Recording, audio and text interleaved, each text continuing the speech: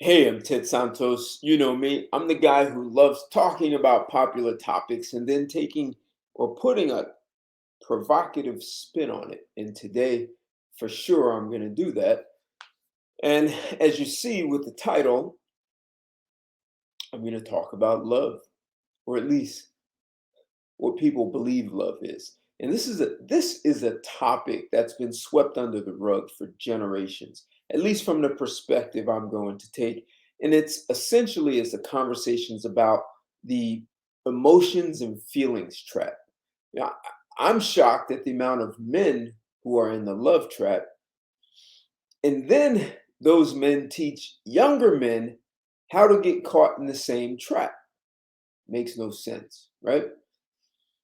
Uh, what I want to do is look at the insanity of the trap, even though many of you might believe I'm insane for stating what I'm about to say. So I'd say, look, everyone has feelings. However, many people go into relationships as though they are their feelings. Look, I hit my hand. I feel that, right? I have feelings. I have physical feelings. I have feelings that what you call internal. I'm not my feelings. I have a hand. I'm not my hand. My hand has feelings. I'm not the feelings hands have. My hands can feel things, but I'm not those feelings. And what people want you to do is accommodate their feelings. And they even believe that you can make them feel good or bad. So if we look at this from another perspective, how do we get here, kind of, right? When you watch Hollywood movies, the message is love will save the day. The same message is communicated in music. Yet, when you look at the divorce courts, they're all filled with couples that relied on love to make their holy matrimony work. For some reason, love did not save them. In case no one has noticed, love hasn't even resolved conflicts around the world. And yet, all you hear in music, all we need is love. Love will save the day. Just love, love, love. If we only had more love, that's what we hear. In addition, people say love will create peace on earth. The mantra is all about how people need to love one another. This message has been chanted for so long that people have a difficult time understanding it's a lie. Yes, I said it. It's a lie. As I've already stated in an article and a video, what people call love is simply biochemical secretions that make humans want to have sex with one another. It's nature's way of ensuring people perpetuate the species. Other mammals experience the same, therefore, it's nothing special. Sorry. At the same time, there's something that could help the world in a significant way. First, first, people would have to understand that love does not create great relationships. Many of you have heard me say this before. Love is a byproduct of a great relationship. In other words, if people focused on developing the skills to have a great relationship, the world's problems would disappear. If people started, and hear this out, if people started with conflict resolution, they would learn a secret. The secret to conflict resolution is the following. When people encounter conflict, it almost never has anything to do with the other person or the situation. It has to do with the conflict you are confronting within yourself. If you have not resolved your internal conflicts, you will take it out on others by debating, arguing, physically fighting, or worse. For example, when I say most people do not experience love, some may disagree. My statement conflicts with what they were told throughout their entire life. Many people would attempt to debate with me without having supporting facts. They only have a mantra that has been repeated ad nauseum. They believed the mantra without ever questioning it. In my book, some of you have read it. In my book, if you have not read it, you can get it on Amazon, Barnes& and Noble. Hell, you order on Barnes& and Noble, they'll get it to you within 24 hours. So the book is called Here's Why You Can't Find Love. I speak in great detail about what people call chemistry. It is literally chemistry. It's biochemistry, your biochemistry. We all have it. It is the result of people secreting hormones like dopamine, oxytocin, and endorphins. They make you feel good when you see or hear specific stimuli. While you are having these feelings, you are unaware of the stimuli that causes the secretions. It could be facial structure. You love the shape of a woman's face. It could be the voice or hair, the clothing, even the cadence of their voice, the shape of their body, the way they wear their hair. None of those things make relationships work. They remind you of something for which you have an affinity. That could be from family, movies, past lover, teacher, anything like that. It's from the past, and it provides a sense of comfort for you. You're you're familiar, you're comfortable. It made you feel good in the past. And the person for whom you're having these feelings could be very dysfunctional and displaying a myriad of red flags. However, the feelings have blinded you and you ignore the red flags. If instead every person on the planet committed to learning how to create great relationships and resolve conflict, problems would dissolve overnight. As it stands, people argue, fight, and kill over conflict. Since they do not know how to address their own internal conflict, they take it out on the person in front of them. In most cases, it's not the person in front of them creating the conflict. Like, hear me out on this. When you're in conflict with someone, the person reminds them of someone from the past. Yes, someone you didn't like, someone who did something you didn't like. It reminds you of that uncle, that guy you met, that woman you met. They have been reminded of a past occurrence they never wanted to experience again. Now they are reliving that day and are triggered. That's it. Love can't solve that. It really can't. You can't, like, it's almost like we are addicted to this past thing that we don't want to ever experience again.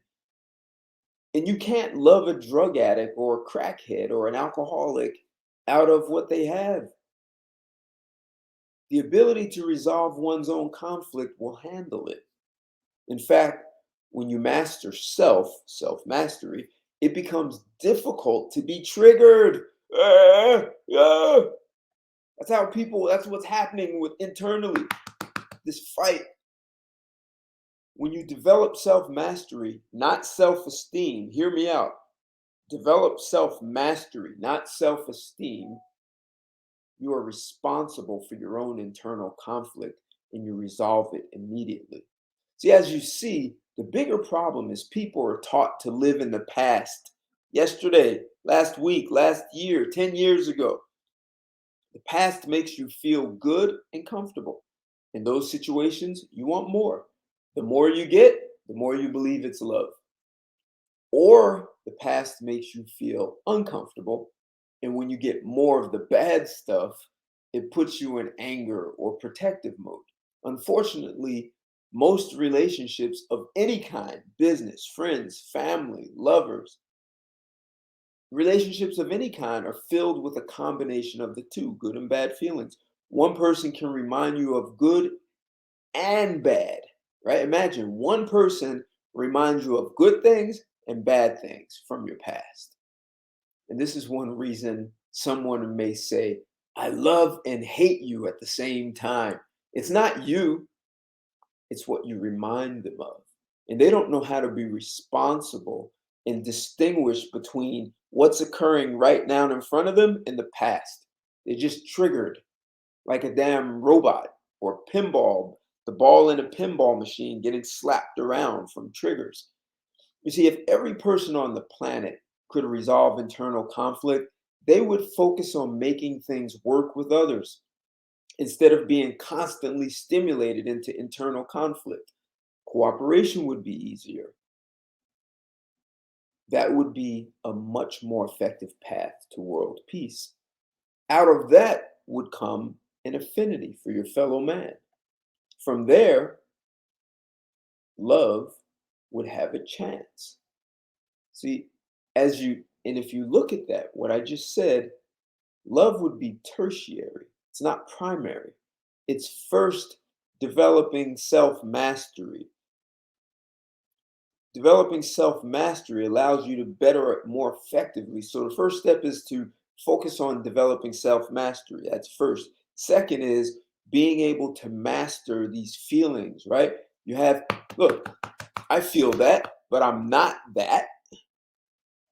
I have a hand, I'm not my hand. Master self. Then you can master and dissipate, make these triggers go away so that when you encounter something, even though it reminds you of the past, you can clearly distinguish between what's happening now and in the past.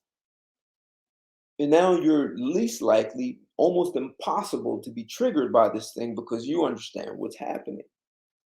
Now you have a clear playing field to engage the person as opposed to being triggered by the person. And you can even be triggered in a good way, right? So uh, I have an aunt who, was always like, this is my favorite nephew. And she's a striking woman, very tall, 5'11" and a half. And she influenced the way I see women. So I've dated tall women, lots of tall women, up to 6'2".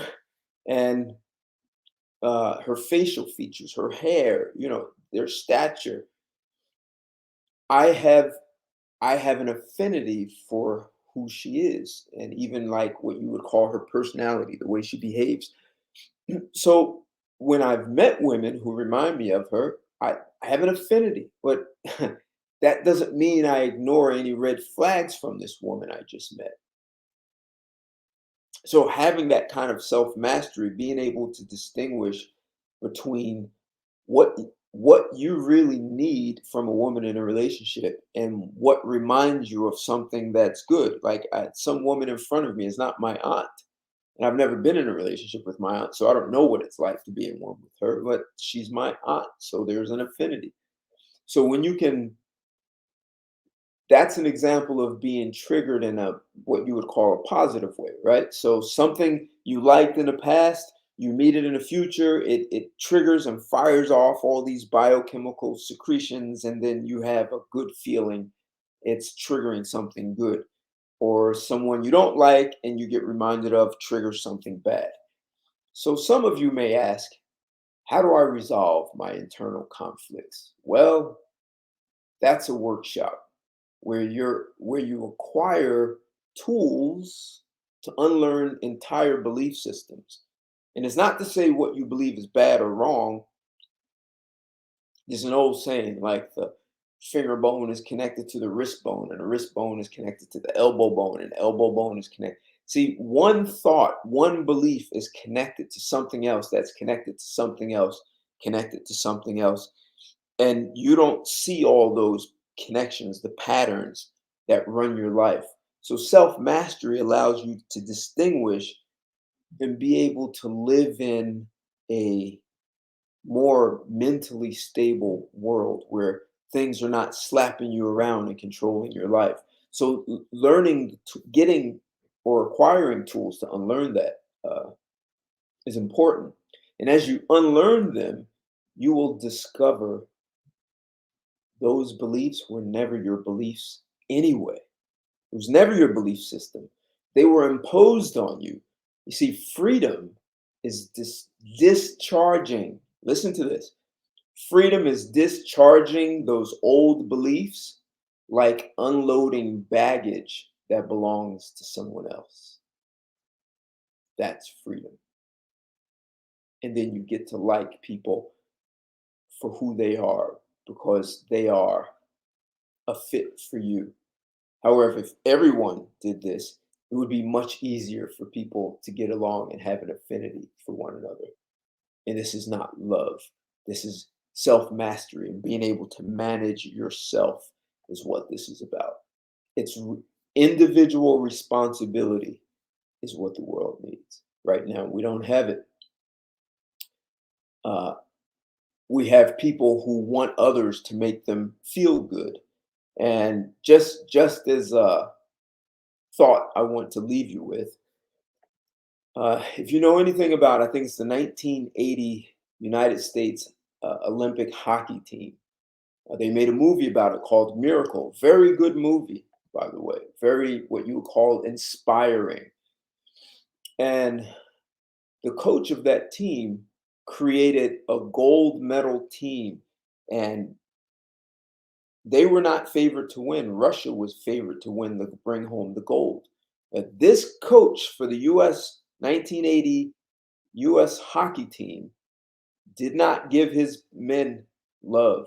He trained their butts off. He was brutal and devastatingly firm, and he had them do things over and over, like again, again, again. If you watch the movie, you understand why I'm saying again, again, again. It's worth watching. And they, without a coach like that, they probably didn't have a chance to win the game. And he had an open door policy. He talked, but it wasn't love that turned them into champions. He was committed to bringing home the gold, and he trained his people so that they could play someone and beat a team who might be better than them. And he was successful. It was that kind of commitment.